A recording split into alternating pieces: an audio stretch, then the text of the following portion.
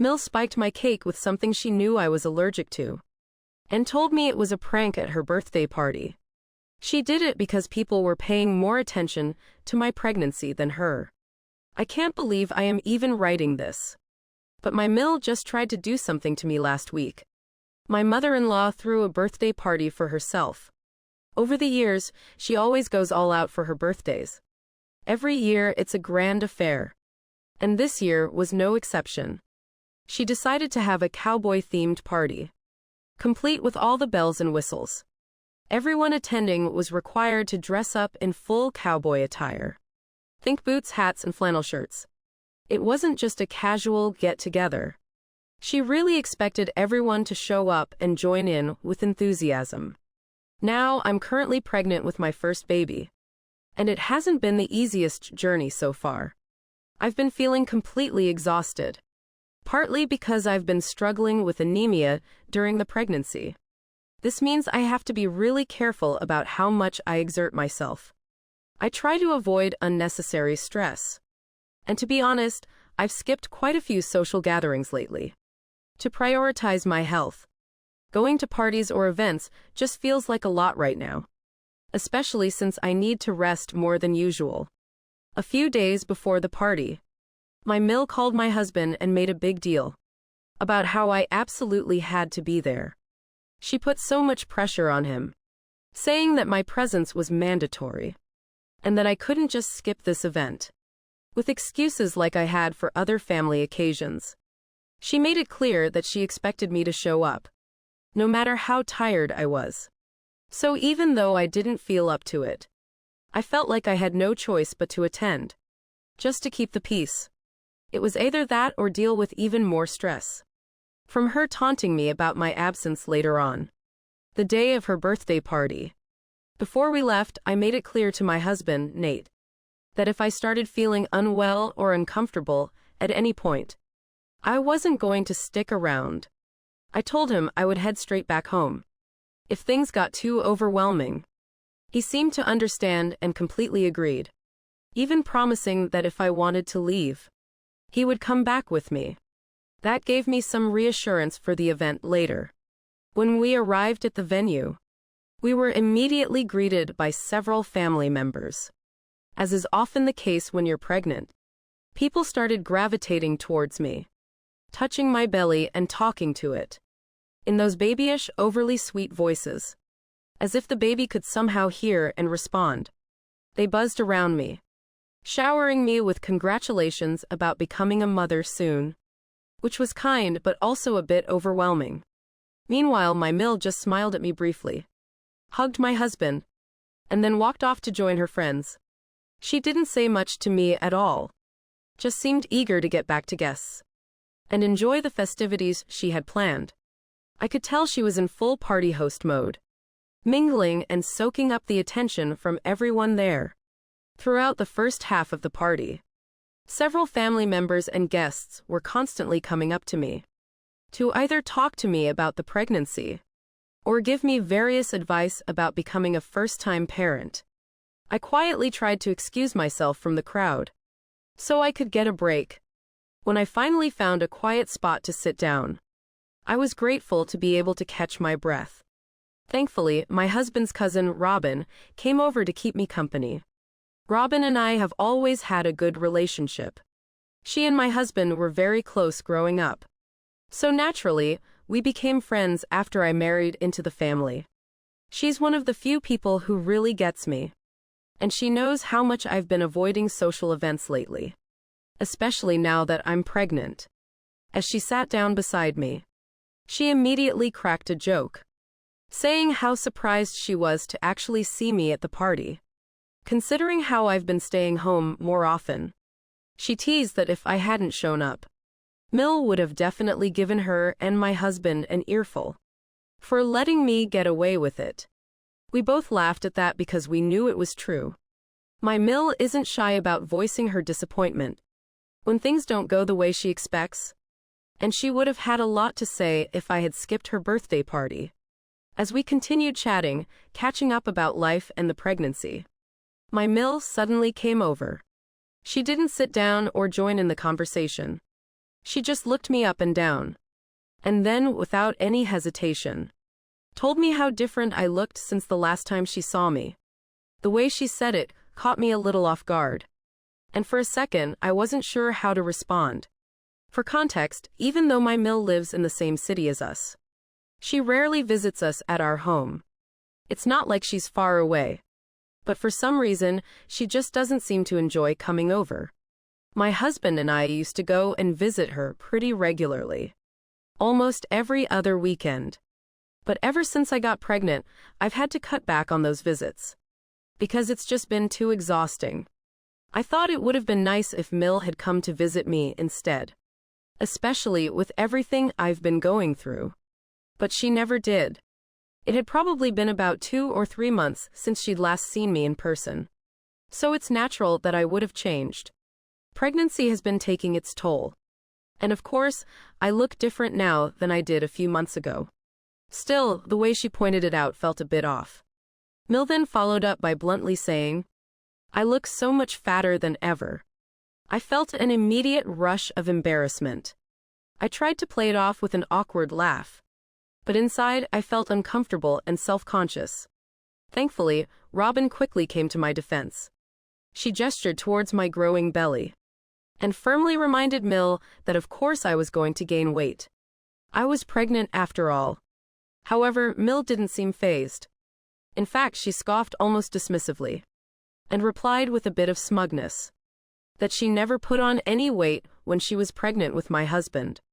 As if that wasn't enough, she went on to comment about how lethargic I looked for just sitting around during her party without mingling with the guests, adding that when she was pregnant, she had been incredibly active and full of energy. Her comparison felt like a direct dig at me, like she was implying I wasn't handling pregnancy as well as she had. I couldn't just sit there quietly anymore. I pushed back, pointing out that there were clear differences between her situation and mine.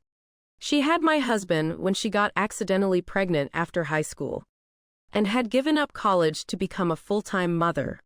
So she was quite young, whereas I'm in my mid-30s with existing health issues. So therefore, pregnancy is going to affect me differently. It's only natural that my body needs more rest, given the circumstances. The moment I pointed out the differences, I could tell she didn't take it well. Her face turned red, clearly offended by my response. It was as if I had crossed a line by reminding her about her past. Sensing the tension rising, Robin quickly tried to steer the conversation away in a different direction. She complimented Mill on how fantastic her party was, pointing out the decorations, the theme, and the effort that went into organizing everything. That seemed to do the trick, because Mill immediately latched onto the opportunity to talk about herself. She started praising her own party, going on a bit of a rant about how she had come up with such an original idea, about the theme of her party all on her own, and how great she was to her friends for helping put it together. After that, she drifted off to mingle with her other friends, leaving me relieved that the awkward conversation had seemingly been forgotten. When it came time for the cake cutting, my husband took charge of bringing out the cake for Mill. He carefully placed the candles on top, and we all gathered around to sing for her. Mill, of course, beamed with pride, soaking up the attention. My husband and father-in-law then asked me to come stand with them near Mill for pictures and videos. I wasn't too keen on it, mostly because I was already feeling drained. But I obliged because they seemed insistent. As I moved to stand beside Mill for the photos, people began to crowd around, complimenting us both. They made comments like, "Oh, you two look so beautiful together. And you could be sisters." Some even chimed in with, "We can't wait for the baby to arrive, it's going to be so exciting," and joked how Mill is going to be a grandma very soon. Hearing this, I could see Mil's expression shift ever so slightly. There was a flicker of irritation in her eyes. The sister comparison, while well-meaning from the guests, seemed to hit a nerve with her. It was as if the spotlight, which she clearly wanted to be solely on her, was now being divided. And that wasn't something she appreciated. She remained polite, smiling for the cameras, but I could feel the tension building. And honestly, I just wanted the whole photo session to be over. I didn't want to steal any of her thunder, especially on her big day. Later, during lunch, I was about to finish my meal when I got surrounded by some of Mil's friends in the kitchen. Her friends started talking about how my skin was glowing due to the pregnancy, and how Mil looked exactly like me back then. I smiled and nodded politely, not really engaging, but doing my best to stay respectful. Then, out of nowhere, Mil interrupted their conversation with a dismissive tone. She shot down their compliments by saying, "She looked nothing like me when she was pregnant." She emphasized and pointed out how I had fat arms and ridiculous-looking calves because of my pregnancy, which she claimed was never the case for her. Her words stung, and I could feel the heat rising to my face as I tried to keep my composure. However, her friends started to tease her by reminding her of how she had actually put on weight and how she had lost so much hair during her pregnancy that she was almost bald at one point. They even joked about her arms being shaggy. Recalling memories from those days, I could see Mil's expression shift from smug satisfaction to barely concealed anger. The tables had turned on her. Mil sat there, visibly fuming, as her friends continued reminiscing about her pregnancy. They'd known her since college, so they had first-hand knowledge of how she looked back then, and they weren't holding back. I realized that while Mil had been doing her hardest to embarrass me, to make me feel insecure in front of her friends, she'd ended up being the one embarrassed by the very people who knew her best. They weren't being mean, but their honest memories were enough to undercut Mil's attempt to humiliate me. It was a small, unexpected victory for me. So I just kept quiet and let her stew in the awkwardness of the moment. Later, I politely excused myself from the group, saying I urgently needed to use the restroom, hoping that now they would leave me alone. However, when I emerged from the bathroom, I was surprised to find my mother-in-law waiting for me. She asked if I wasn't feeling well, and I, not wanting to escalate anything, simply told her the lunch had been a bit too heavy for me. That's when she scoffed, almost as if she'd been waiting for an opportunity to pounce. Without missing a beat, she said, "Maybe I should just go back home if I wasn't feeling well." Her tone wasn't kind or concerned. It was dismissive, like she was trying to push me out of the party. I was caught off guard by how direct she was being, but I didn't want to give her the satisfaction of thinking she could just send me packing. So I calmly told her that I was feeling just fine, and that I could stay for a while longer. She then doubled down and told me there was no need for me to stress myself out by staying even a minute longer. She even offered to call me an Uber, as if she couldn't wait to get me out of there. I politely declined again, telling her my husband would drive me home when it was time to leave. But she argued that her son needed to be at her birthday party, that his presence was important, but that my presence was not required any longer. The way she said it made it clear that she thought I was somehow intruding on her special day, even though she had been the one to insist on my attendance in the first place. As she kept repeating that I could just leave, I started getting irritated. So I finally asked her outright why she suddenly wanted me to leave so badly. That's when she dropped the facade. She told me exactly what I had suspected, that I was stealing the spotlight from her birthday with my pregnant belly. According to her, all anyone could talk about at the party was the baby, when this was supposed to be her day.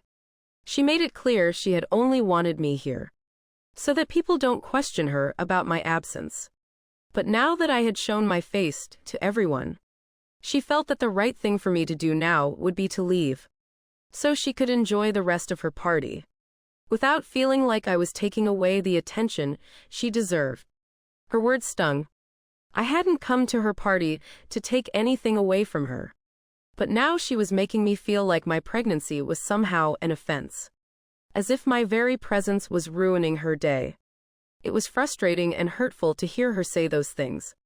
Now here she was, practically pushing me out the door. because she felt threatened by the fact that people were showing excitement over the baby. Feeling overwhelmed by what had just happened with Mill and her friends, I turned around and decided I needed to find my husband, Nate, immediately. I spotted him across the room chatting with some guests and made my way over.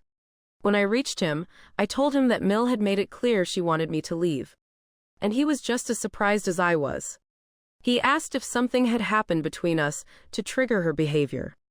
And that's when I told him everything. How Mill had been making rude remarks about my appearance, and how she tried to embarrass me in front of her friends, but that it had backfired on her. Nate looked visibly pissed as I recounted the story. He immediately said he would go talk to her and sort it out. I didn't know what he and his mother discussed afterward, but he came back and told me that his mother was just in one of her moods, and that I should not take it seriously. Apparently, she had let me stay for the rest of the party. I told my husband I wanted to leave, as I was starting to get irritated with his mother's antics. But Nate urged me to stay for just an hour longer, and promised to then drive me back home. I foolishly agreed. A little while later, as I was trying to enjoy the rest of the event with Robin, Mill approached me again, this time holding a plate of cake. She looked a bit more subdued than before. To my surprise, she told me that she felt terrible about the way she had spoken to me earlier, and explained that she had a few too many drinks. That had apparently affected her judgment. She offered me the cake as a peace offering, saying it was her way of letting go of the tension between us. I just politely smiled, thanked her, and took a bite of the cake. Initially, I didn't find anything wrong with the cake, but after a few minutes, a strange sensation crept in. It started subtly, just a bit of discomfort, but then quickly escalated. I began to feel like my throat was tightening, almost like it was slowly closing up, and I was struggling to catch my breath. At first, I thought maybe I had swallowed something wrong, so I instinctively put the plate down and began thumping my chest, trying to clear whatever I thought might be stuck. Robin looked concerned as well. The feeling kept getting worse, and before I knew it, I was out of my chair, gasping for air, panicking as it became harder and harder to breathe. Robin was shouting next to me, asking me what was wrong. I was on my knees, clutching my stomach in fear. All I could think about was my baby. I was terrified, not just for myself but for my unborn child. I didn't care what happened to me, I just needed my baby to be okay. In the blur of panic, I saw Nate rushing toward me, his face filled with fear. But everything after that became hazy. When I woke up next, I was in a hospital bed. I felt confused about everything, and saw Nate sitting beside me. He looked so relieved to see me awake. But there was something else in his expression, guilt. I've been with him for a long time, so I could sense it right away. Even before I asked him what had happened, he told me how I had fainted, and he had rushed me over to the hospital. He assured me that the baby and I were going to be okay. He didn't mention anything more than this. Later, when the doctor came to speak to me, I began to piece together what had actually happened. The doctor explained that I had likely been poisoned, which triggered my body to react this way. Poisoned, I couldn't wrap my mind around it. The doctor asked me what I had eaten before the incident, and that's when I remembered the cake Mill had given me. I told the doctor about it, and he informed me that the cake might have contained soy, a food I am severely allergic to. I was shocked. Everyone in my husband's family knows about my allergy to soy. Hence, I am pretty sure that the cake at Mil's party did not have soy, since I had eaten a piece of the cake earlier, even before Mill had offered it to me. But now the doctor was saying that the cake likely contained soy, and that's what triggered the severe allergic reaction. I was taken aback, confused, and honestly scared. How could this have happened? I turned to look at my husband, Nate, who had been quiet throughout all this. The doctor excused himself, allowing us some privacy, and I took that opportunity to ask the question that had been nagging at me since I woke up. Did the cake really have soy in it? I pressed, needing to know for sure. Nate hesitated, his eyes darting away from mine, as if he was reluctant to answer. I could sense that he was holding back. So I pushed him to open up. Please just tell me the truth, I urged. After a moment of silence, he finally confessed. When he saw me collapse, he rushed to find out what had happened, and learned from the guests that Mill had been the one who had given me the cake I was eating. His voice trembled slightly as he recounted the confrontation he had with her.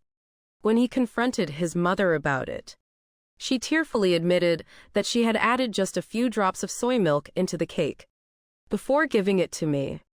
The reason, she wanted me to feel a bit unwell, so that I would just go home, and the guests would stop talking about me and my baby at her party. My stomach dropped at the realization that she had intentionally put me in harm's way, just to get me away from her stupid birthday party. The sheer malice behind her actions left me speechless, and I felt an overwhelming surge of anger.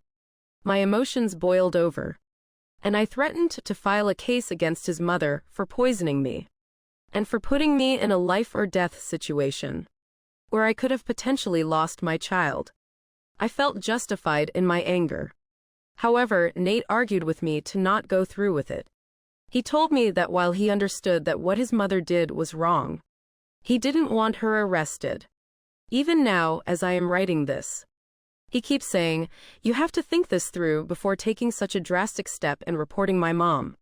His words feel like a slap in the face, and I am struggling to comprehend how he could possibly defend her actions in any way.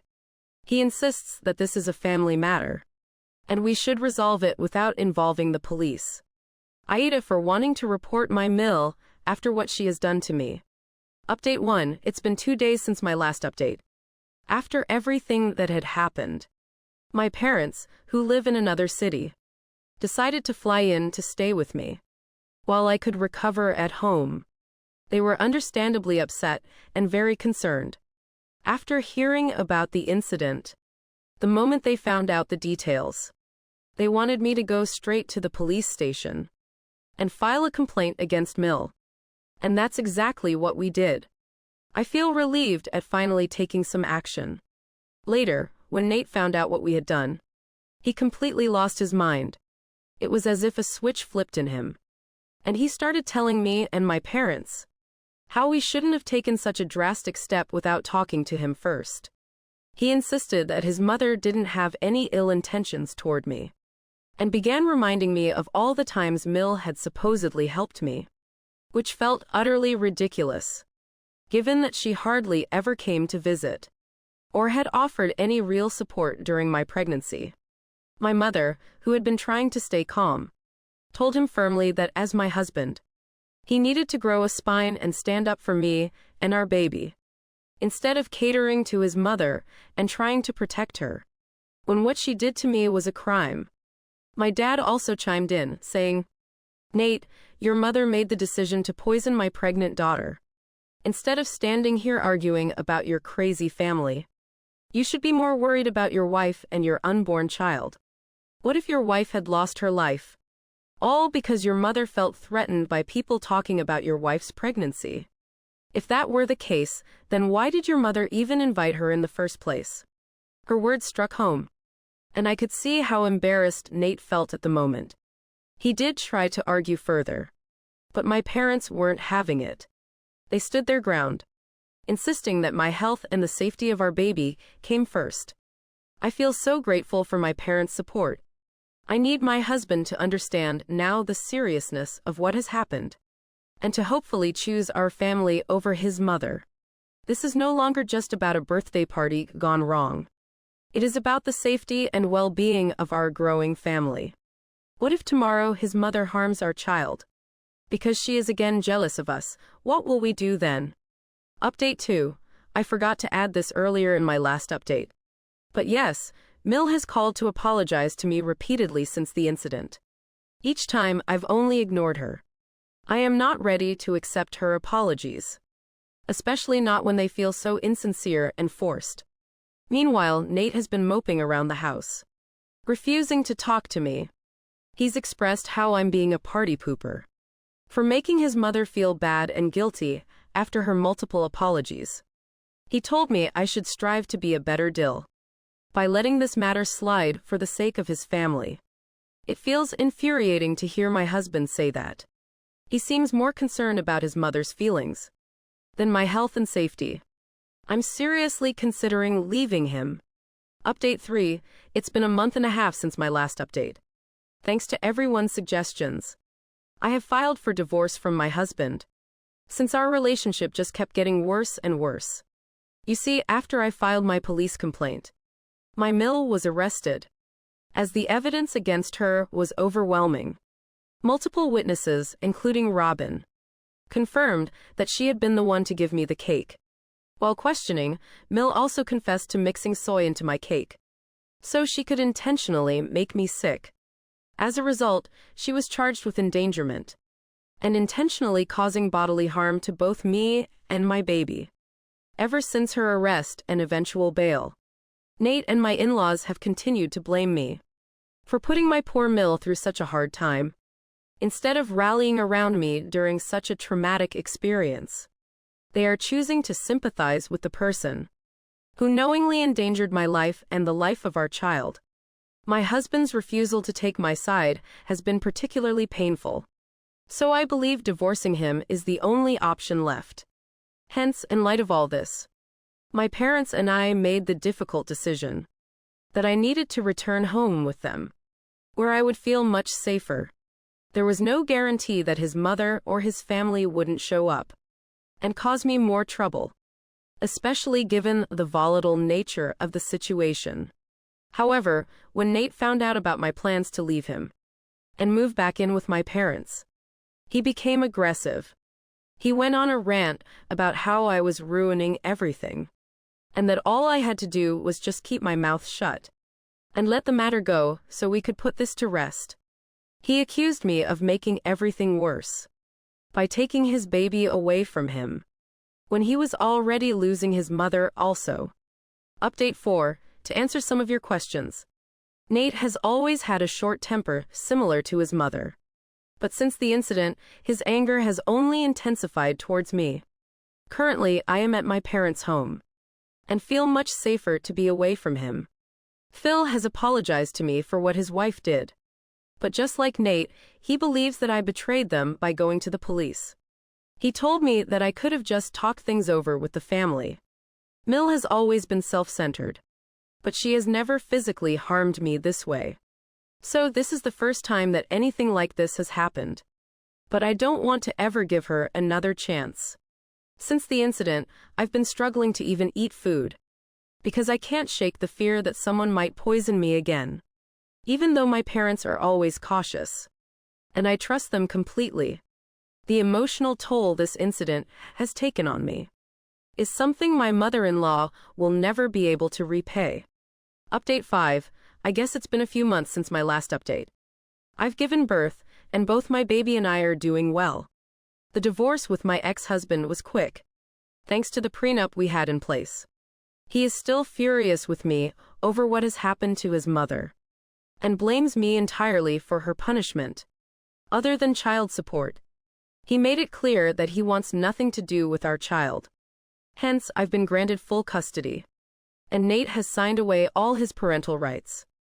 As for my ex-mother-in-law, she received an 8-month jail sentence and was ordered to pay a significant fine, along with covering all my medical expenses and therapy related to the incident. I have also got a restraining order against her, ensuring that she can never come near me or my baby again. I'm staying at my parents' house for now, where we're both secure and supported, and I feel a sense of relief, knowing I can raise my child in a safe environment. I'll continue to live here until I can find a job and move out on my own.